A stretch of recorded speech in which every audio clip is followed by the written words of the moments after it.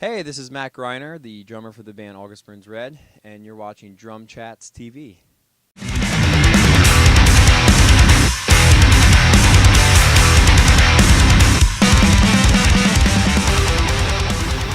Travis of DrumChats. I'm sitting here on the tour bus with Matt Greiner from August Burns Red. Matt, thanks for joining me. Thanks for having me. It's So, awesome. Just to get going, how's the tour been so far? Y'all played a few shows.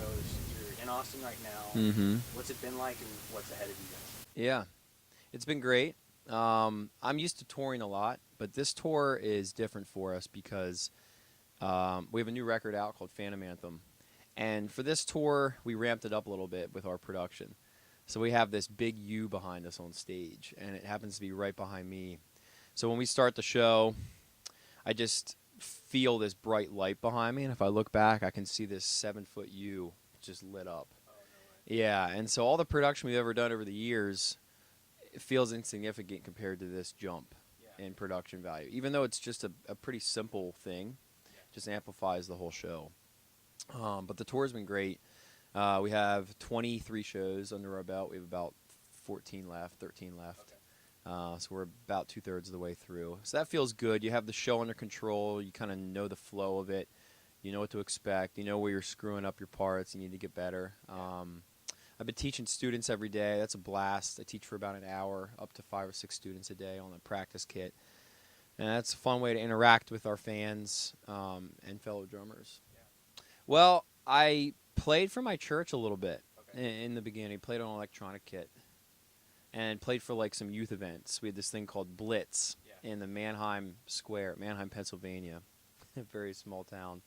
We set up the church's Pearl export, and we played like 4 or 5 worship songs. Okay. And so I was learning how to play drums kind of through other worship drummers' parts. Yeah. I couldn't play these parts, but it was like 1 E and a 2 E and a E and a 4 E and a 1 E and I thinking, how do I get that extra kick drum in there? A 1, a 1. Like that's hard because my hand's playing eighth notes. How do I, disconnect that? Yeah. So throughout the day as I'm landscaping or farming, doing school, whatever it was, I'm thinking about how I'm going to do that on the kit later. If I can figure that out or not. And I think it was that challenge that kept me glued to the kit, all these years. I'm obviously still very challenged by it, and I think that's what I love about it. It's like I don't have this thing figured out. There's still so much to learn. So, you grew up playing in church. Mm-hmm. You guys are touring all the time, doing records. Are you still playing in church whenever you're off tour, or do you really have time to find yourself doing that? Are you home enough to do that? Yeah, we are home enough. Okay. It is kind of tough, I think, for the church scheduling Okay. to schedule me in. But I try to play for bigger services. For example, the Christmas services, where it's a big, commitment of time. I know I'm going to be home. It's worth their while putting me on the team as far as scheduling me out. And I played for my church this Christmas. It was awesome. I got to be on stage, for 4 services with just a bunch of really, really down-to-earth, awesome musicians who just play on the weekends, Yeah. And they're talking to me like, how's tour? What's it like out there? That's so cool. You actually get to do this for a job. Like, I'm a roofer, and I'm like, well, that's great. I would love to do roofing after this, except for the back-breaking part of it. But I respect your job too. I have mostly friends who are not musicians full time, right? So we don't really talk about the music thing much. It's just a part of my life that, hey, how's tour? Great, cool. So what are you guys doing? What are you doing this week? Yeah, I mean, it's just kind of part of the flow. So playing in church with those guys was special. It's a church called Ephrata Community Church. It's in Pennsylvania.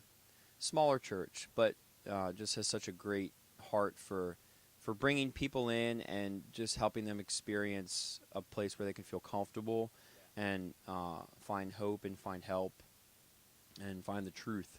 And so it's nice to be on a stage where you're not recognized, you're not noticed for your ability. Your goal is just to be up there and play drums for God, and it has nothing to do with you or about how good it is. It's just God's good, and we're here playing our music for Him.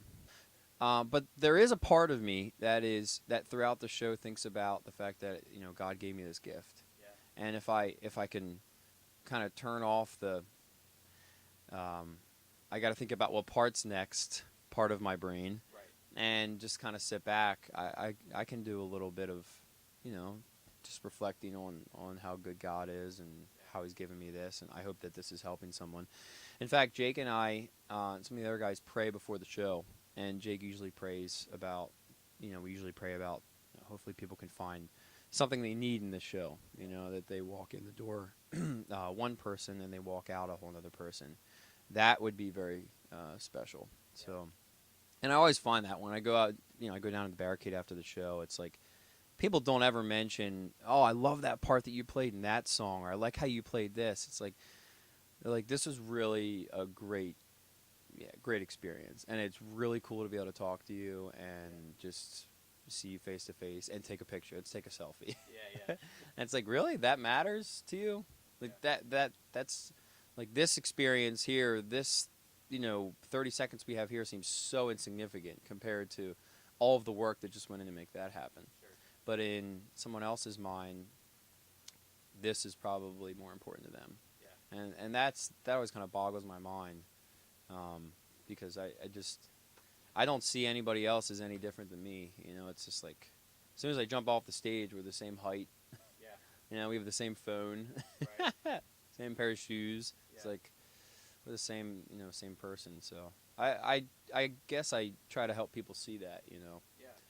because the stage is high and I'm up even higher on a riser and the lights and the drum solo and everything else. Yeah. I think it's really cool, like we were talking about going from church to a venue, and we were talking earlier about, humility while you're going through marriage or tour, or Mm-hmm. just being home. Yeah.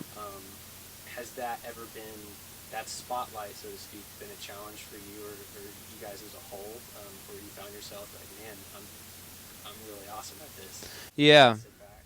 Yeah, I think so. I think it's hard. It's hard to be humble sometimes. It feels better to be proud of your accomplishments and sort of puff up about it. Yeah. But what I often find is it's a lot better to wake up the next morning and know that you're not as special as you want to think you are. Yeah. So in other words, it's a lot nicer to go home knowing you're the same person you were when you were on tour and the same person you were when you were home, just to be, consistent. Yeah. And if you're finding your identity in your performance, then you're going to be on these highs, and then you have a bad show, you're going to be on these lows.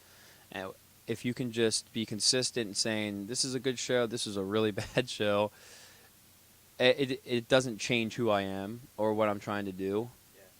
Yeah.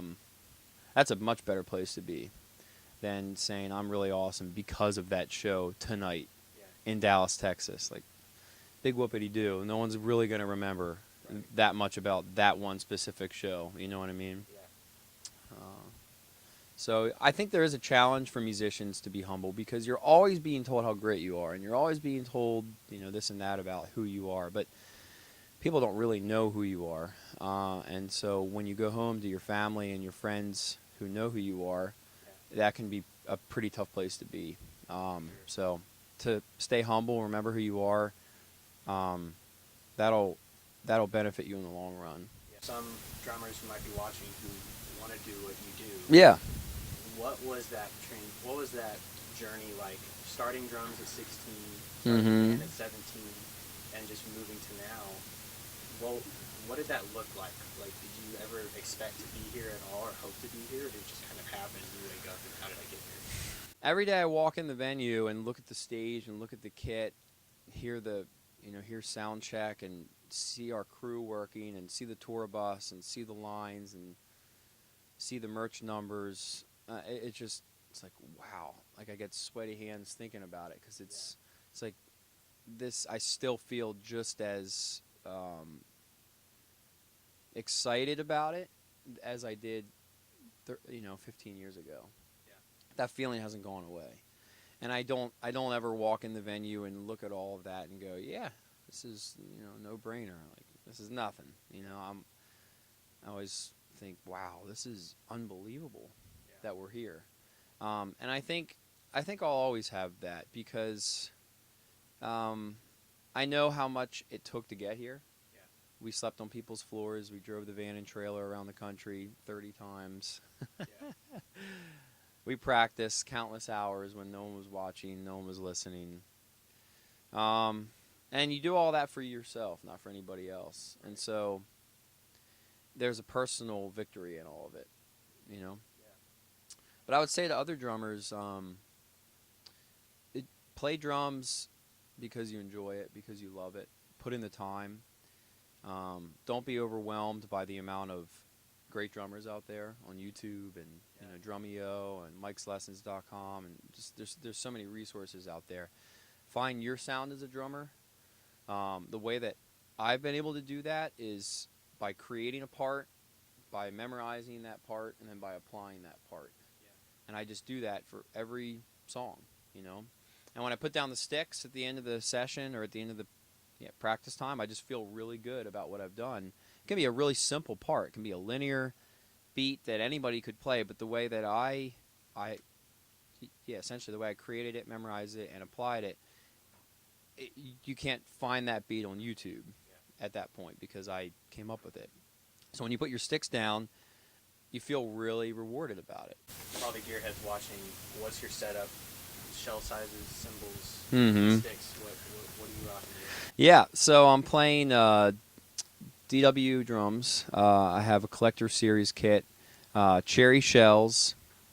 I like thinner toms, shallower toms. So I have 10-inch and a 12-inch rack, and then I have a 16-inch floor.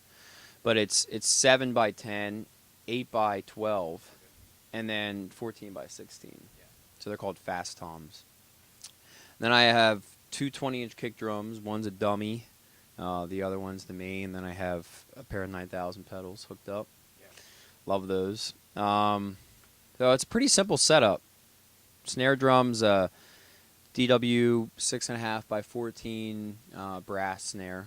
Okay. So just a 5-piece, with that accessory kick drum. It looks like a lot more, but it's not. Play A custom 14-inch Master Sound hats, 18-inch A custom crash, 19-inch A custom crash, 20-inch K custom ride, has a nice ping to it. 18-inch Oriental trash china, 12-inch Oriental trash china, 9-inch Oriental splash. So those are my effect cymbals. Splash, mini china, big china. The crashes are up top, the effect cymbals are in the middle, and the ride and the hat are on the same level. Okay. It's kind of like a shelf system. Yeah.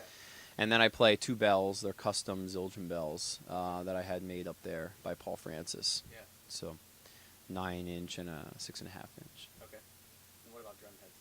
Drum heads, I like Remo clear Emperors on toms. Emperor coated X on the snare. And just standard resonant heads. Sure. Yeah. Okay. Cool. Well, Matt, it's been great talking to you, man. Thank you. Yeah. Thanks for having me. It was awesome. Thank you.